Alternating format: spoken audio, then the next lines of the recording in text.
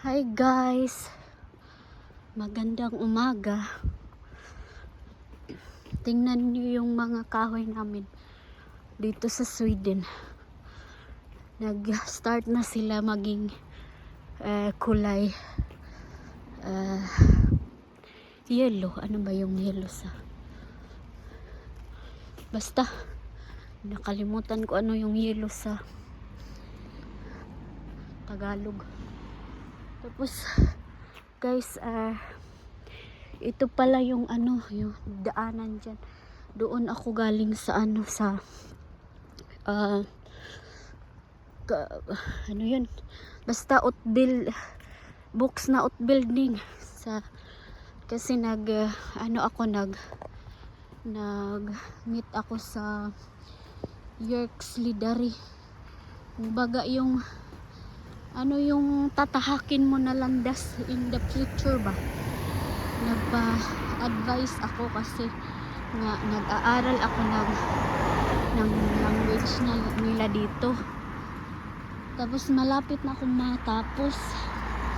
Kaya, and then after that, gusto ko kasi magpatuloy sa pag-aaral ko. Kukuha ako ng accounting. Kaya nagpunta ako sa Yerkslidari para ano ba yun, hiningi ng advice ano yung next ko na gagawin. Tingnan nyo yung kahoy guys, ang yellow na.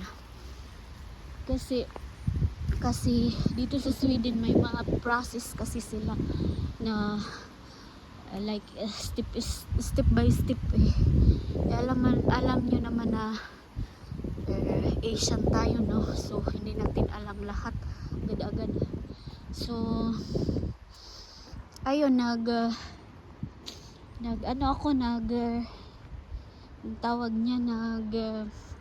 meet ako sa Yerkslidari.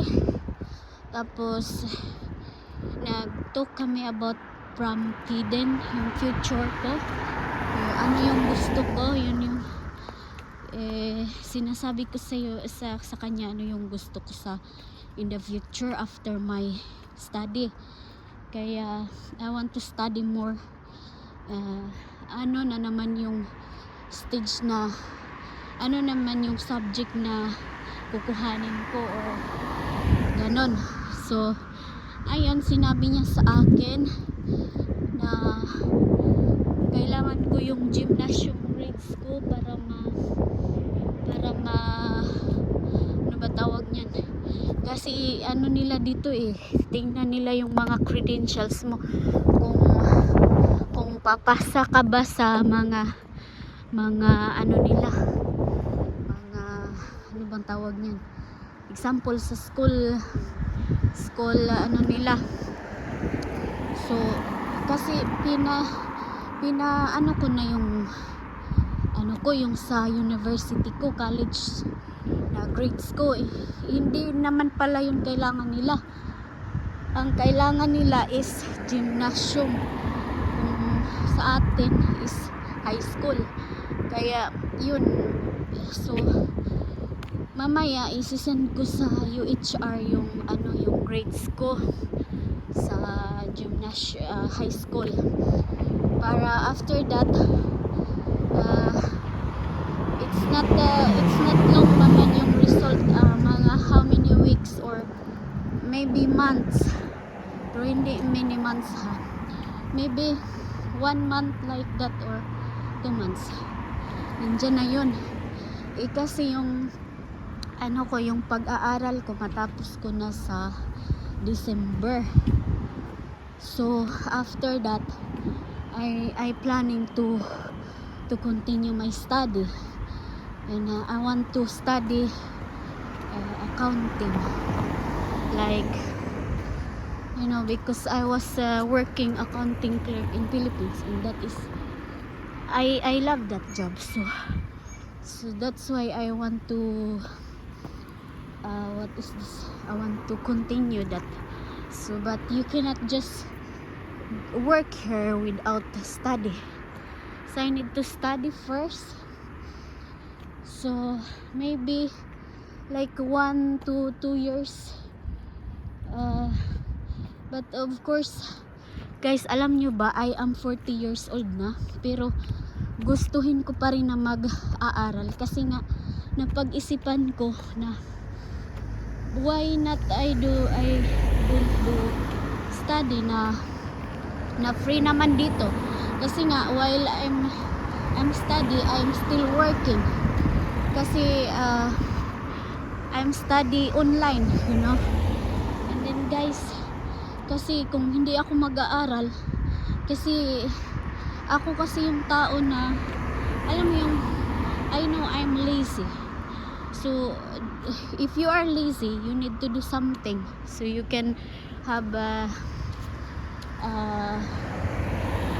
like what do you call that, so you can have work like easy work and not hard work like that, you know.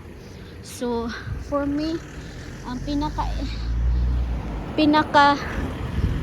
tawag niyan for me, like now I'm working as a caregiver.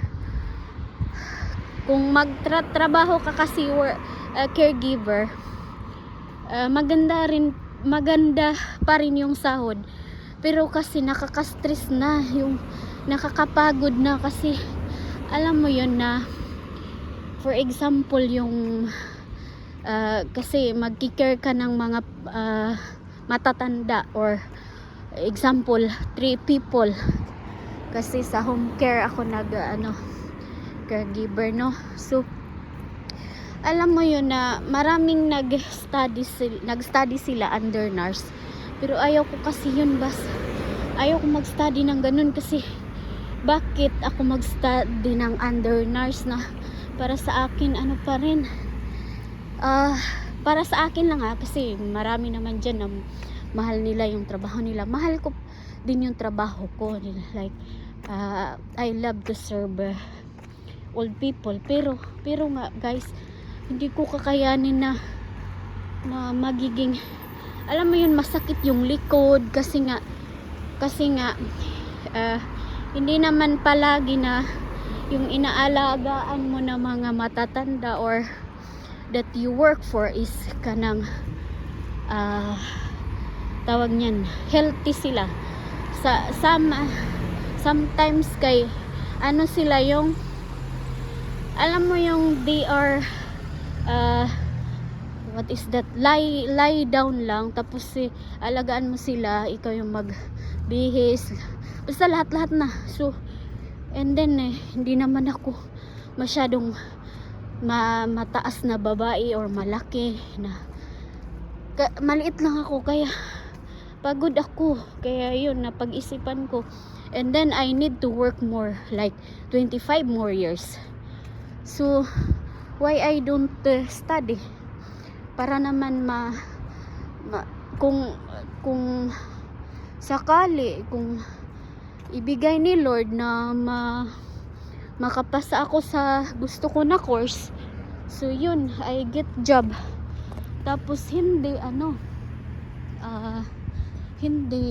tawag niyan, so hindi like if you work in home care, like under nurse or caregiver, you know. So hindi masyadong physical ano ba yung tawag niyan, yung mabigat ba, hindi siya physically mabigat, at saka stress. Kung sa like sa hospital ka magtrabaho, stress like that. So ayaw ko nun, kasi yung gusto ko na kurso accounting, yun stress ka nun, pero utak lang.